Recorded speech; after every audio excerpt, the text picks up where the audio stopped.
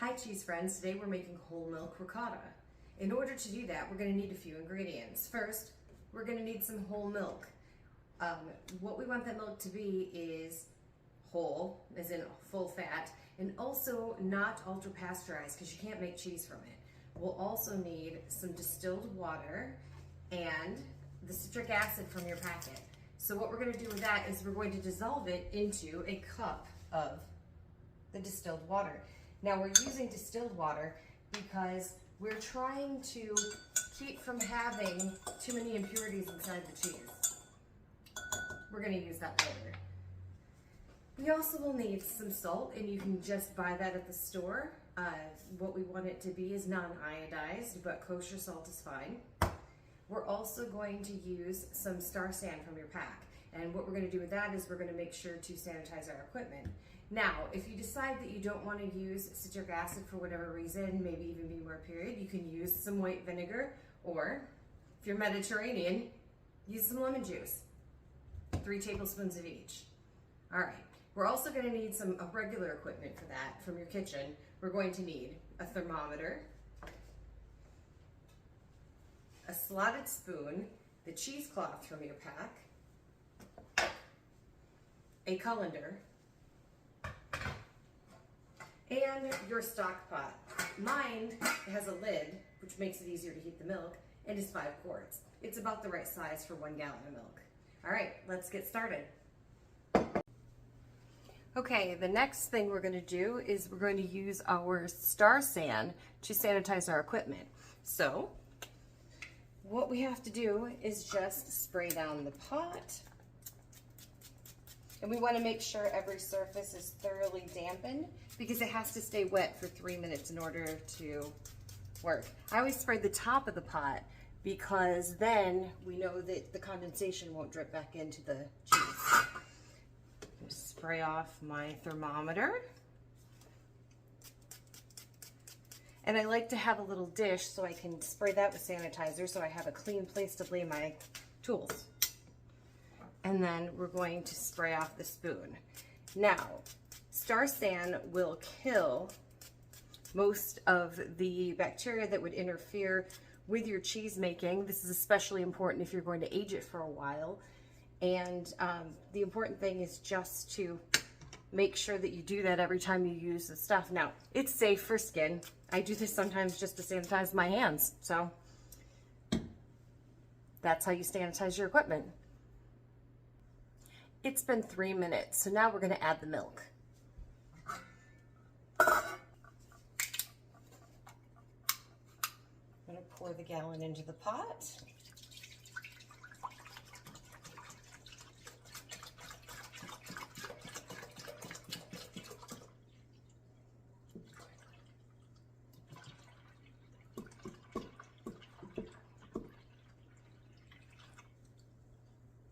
Good. And then, while it's still cold, we're going to add half of our water and citric acid solution. That would be half a cup. So we're going to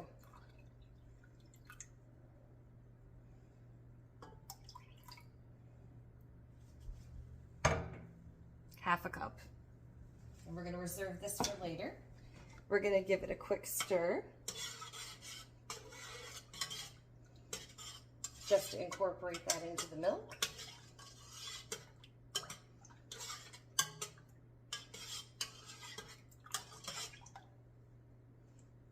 And then we're going to add our tablespoon of kosher salt. As you'll see, mine is a little bit heaped. The reason I did that is because I'm using a larger flake kosher salt, which takes up less space. If you have a smaller flake, you're going to want to use less. And I know how much salt I like in my ricotta. All right, so we're gonna mix that in real quick.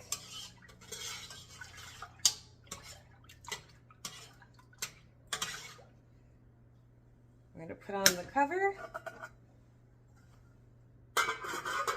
And we're gonna heat the milk at medium heat until it reaches 160 degrees. Now you should check on your milk every 5 to 10 minutes using your thermometer to make sure that we don't go over.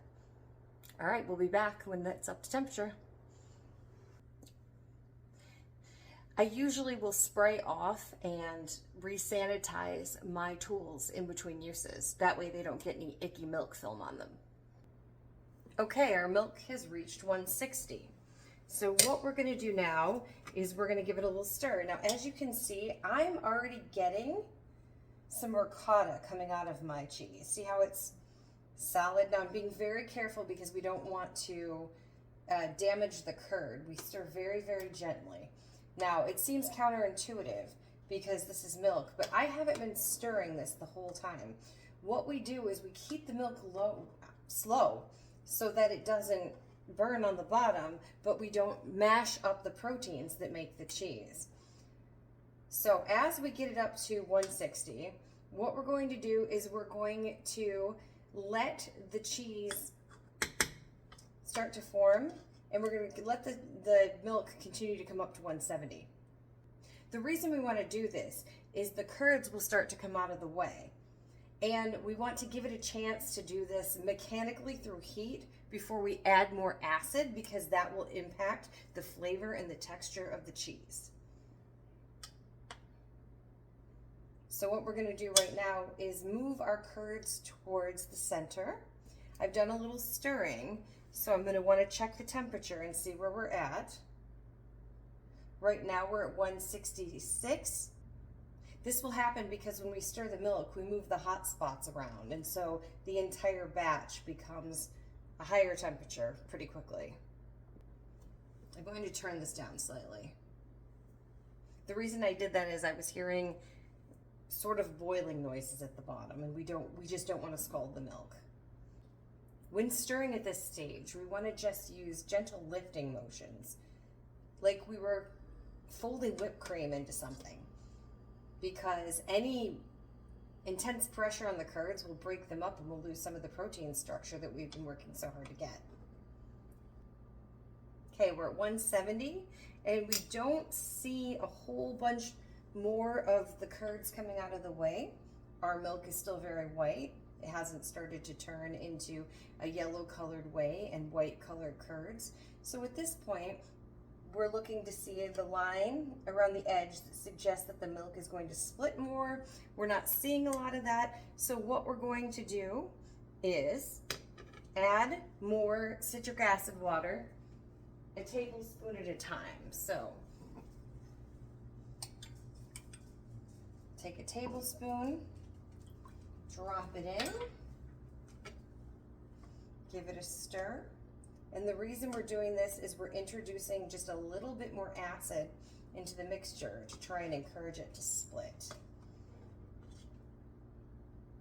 This may be the first time you ever wanted to split milk in your life.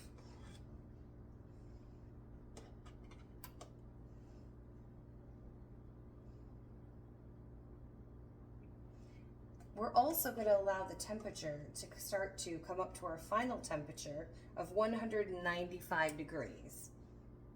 As we get between 190 and 195, at that time we'll kill the heat and allow the cheese to rest. But before we get there, we want to get as much of the curds out of the way as we possibly can.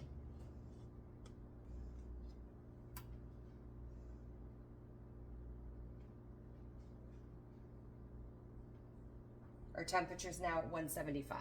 I haven't noticed a large change, so we're going to add in another tablespoon of citric acid. Now, you may or may not use all of this solution in your cheese making.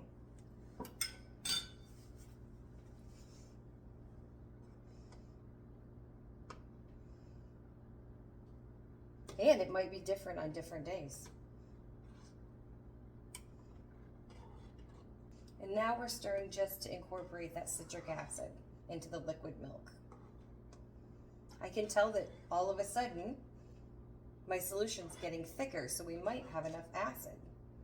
We'll know in a couple minutes. I'm going to bring the temperature back up a little bit more so we can encourage the milk to split. We're still at 175. 178.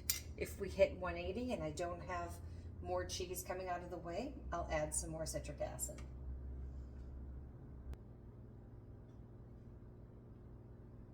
We're at 180.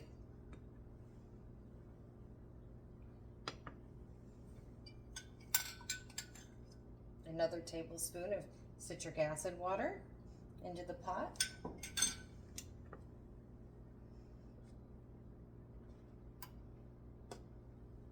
And a gentle stir.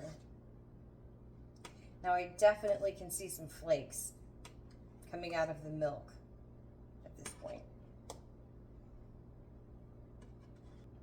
It's absolutely starting to break.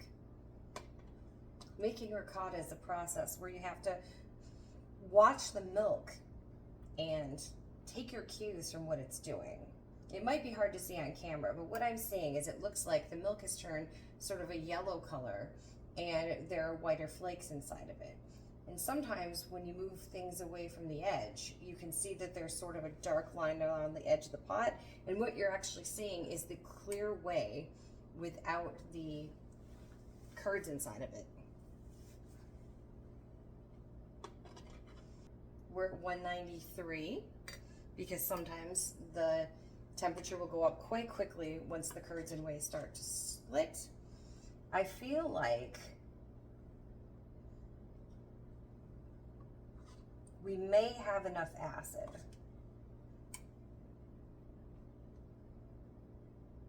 I'm gonna do 1 more tablespoon just to make sure, because we want to get as much out of this milk as we possibly can.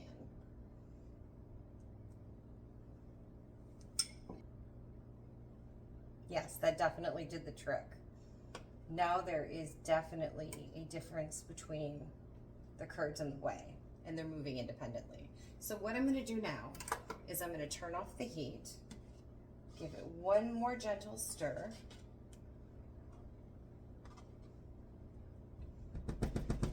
knock as much cheese as I can off the spoon, and put the lid on the pot for 15 minutes. During that 15 minutes, the mass of the curds and the whey are going to keep it warm, and it will continue to split. And what's going to happen is the curds will be attracted to each other and split even farther from the whey. You'll see that it looks very different when we come back in 15 minutes. All right, I'll see you then. All right, it's been 15 minutes. Are you ready for the big reveal? It looks the same, right? Well, it's not. Are you ready for the magic? Ta-da! What we have is ricotta curds that have completely separated from the whey, which is that yellow liquid.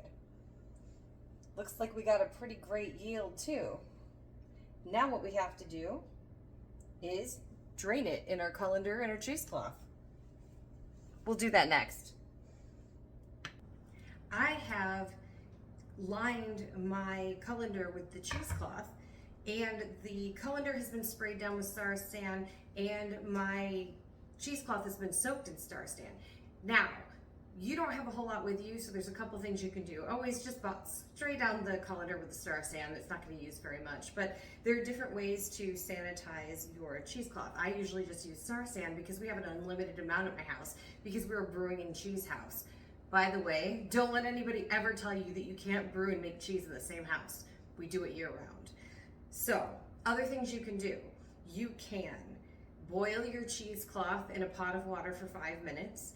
You can wet your cheesecloth, set it in a little dish of water, and microwave it for 2 minutes. Be careful, that'll be hot as well. But that one's a little bit iffy because maybe it won't all get to the same temperature, but it probably will be okay for all of the fresh cheeses we're doing. You can also make a sanitizing bleach solution, or you could get some iodophor if you have that around the house. Some people use that for other things, including brewing or because they have medical equipment. There are about 1 billion ways to sanitize things on the internet. Just make sure they're food safe and you can use them. All right, so now that I've got this cheesecloth sanitized in my colander, I'm going to pour that cheese into here. Now, I have learned my lesson about pouring cheese on video, so I am going to pour it and I'll let you see the results. You guys have all seen what it looks like when you dump something into a colander in a sink. It's pretty much like spaghetti. All right. Okay, here is our cheese in the colander draining. That's the whey coming out. I'm gonna let it set for a couple of hours and then it will be thick enough for a spread. If you were going to make something like ricotta salata, which I'll explain later, you're going to want to let it drain for a day or two. The more liquid that comes out, the more firm the cheese becomes. Now, you don't have to leave this in your sink forever.